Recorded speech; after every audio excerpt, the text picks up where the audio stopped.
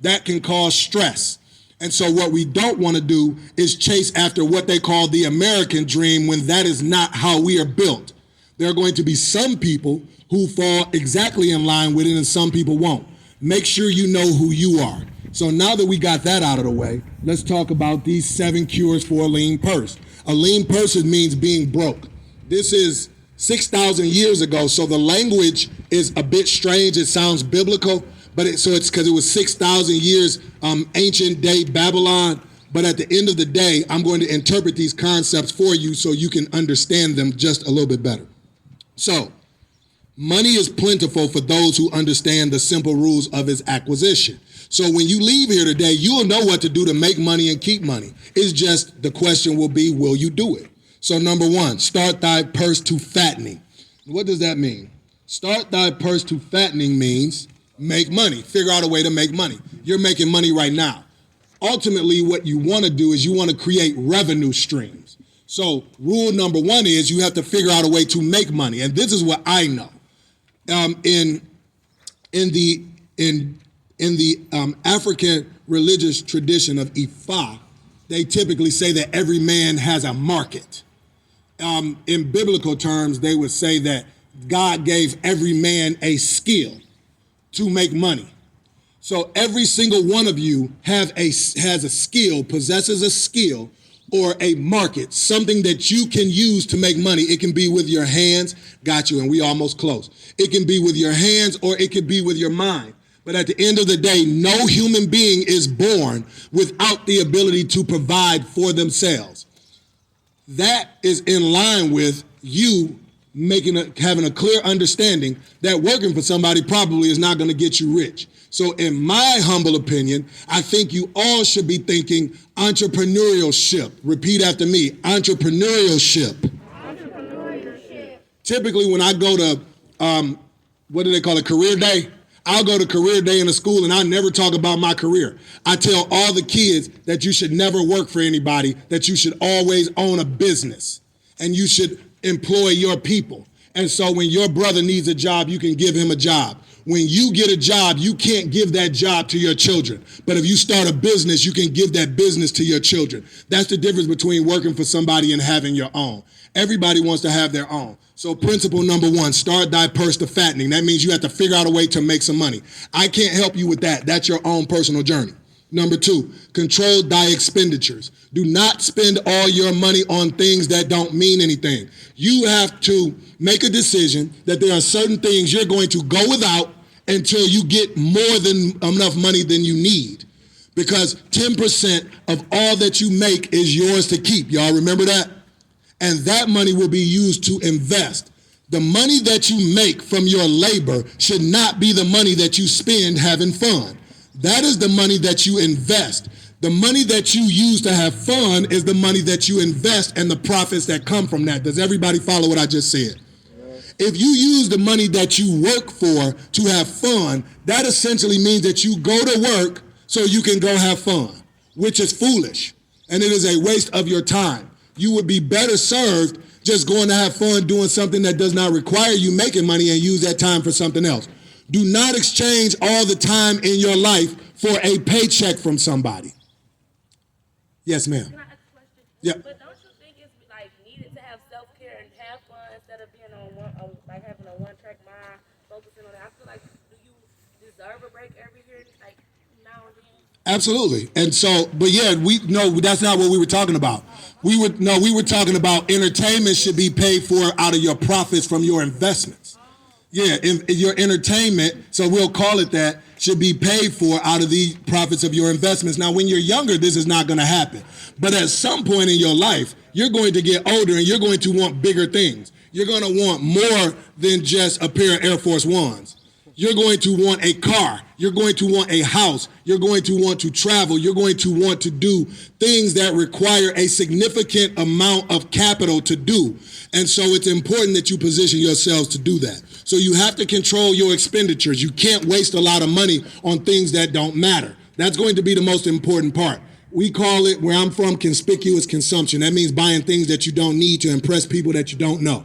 That's essentially what that means. Number 3, make thy goal multiply. So number 3 is the investment part. Making your goal multiply means figuring out what can you invest in to make money. So if you buy a house for $10,000 and then you rent the house out for $1,000 a month, you made your $10,000 back in 10 months. Now, every month after that is nothing but profit. The money is free cash flow. Would you rather want somebody to give you $500 out of the ATM, or would you rather for them to give you the entire ATM? The entire ATM. So getting $500 from someone, the equivalent of having the ATM is purchasing the property. If you purchase the property, you can always go pick your rent up on the first of the month like you would go to an ATM and take money out of the ATM.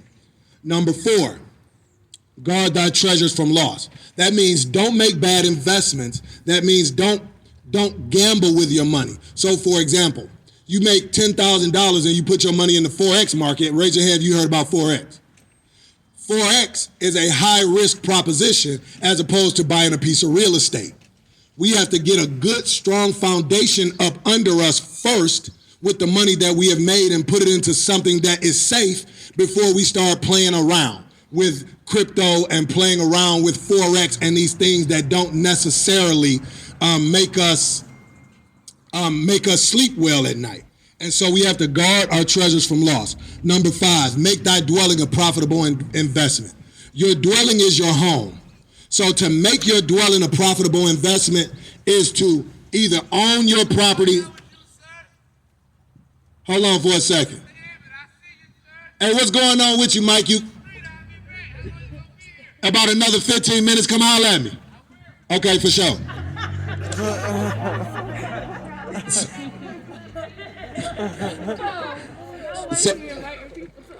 So where were we at?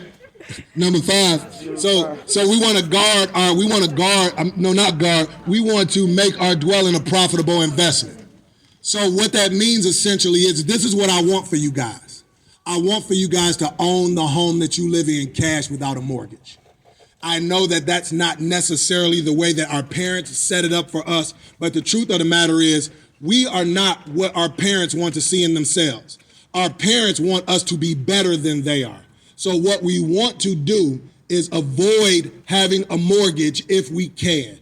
Try to set yourself up to buy your first home cash so you don't have the largest monthly obligation of having a mortgage. That is the equivalent of making your dwelling a profitable place. Why?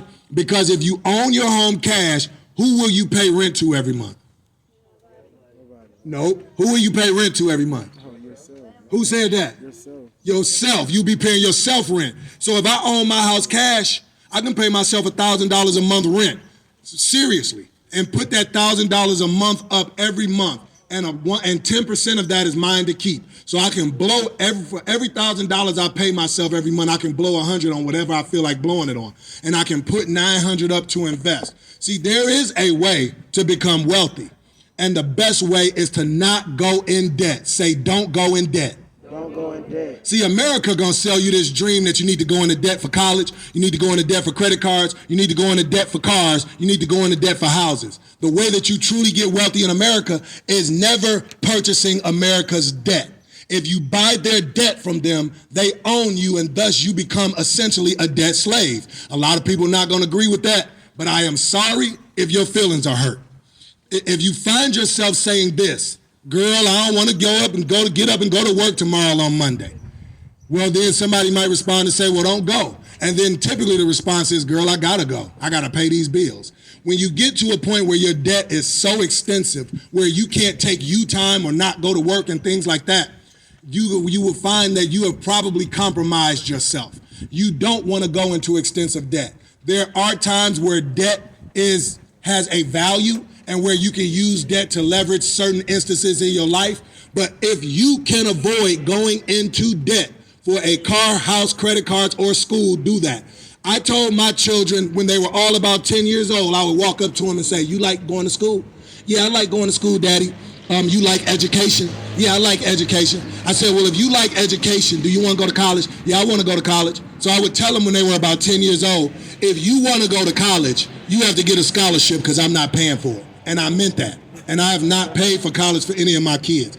I'll put something on it. I'll help them. But it is no way that I would ever go into debt to get a debt instrument, meaning a college degree, when I can get it for free?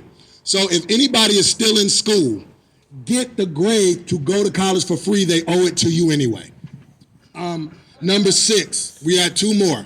Number 6, ensure a future income. The way that you ensure a future income is by making sure, 2 minutes, I got 2 left and we good to go. The way that you ensure a future income is by investing in today. So you want to start businesses, you want to make smart investments, you want to take your money and make money with it, as opposed to taking your money and spending it and just having fun. Should you have some fun? Absolutely. But if all you are doing is spending your money on clothes, cars, and having fun, you're going to find yourself compromised as you get older in age. There is an age where you can no longer work anymore. If I'm a mechanic, I can only be a mechanic until I'm 60. You can't be 79 being a mechanic. So at what point do you plan for your future so you can continue to eat even when you are no longer physically making money? That's number 6. And then number 7, increase thy ability to earn. This could be the most important one. So an example of increasing thy ability to earn is I'm currently taking economic classes at Stanford online.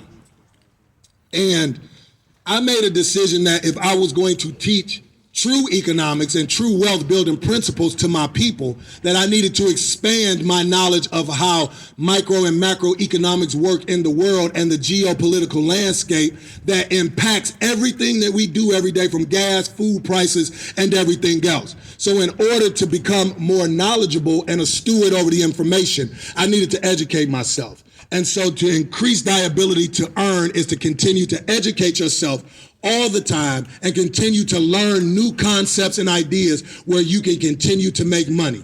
And then something that is completely off topic and completely the antithesis of everything that we talked about today is to figure out a way to grow your own food one day. That is a tidbit that I'm just gonna drop on y'all just out of love. Food is money. Food allows you to not have to make money if you grow it on your own. I know it sounds crazy. I know the farmers are not cool, but in about 5 to 10 years, the farmer is gonna be the king of the world. Again, because the things that we are used to being money will no longer be money. And then the things that we are used to using money to buy will not be available to us on the store shelves as they used to be. So if you want to continue to have a balanced and happy life, use all of those 7 wealth principles and figure out a way to make some raised bed gardens in your backyard and grow your own food, because the true currency of the world is your ability to sustain yourself. Peace and love, and I hope what we just talked about resonates in your mind and helps you on your journey as you become wealthy.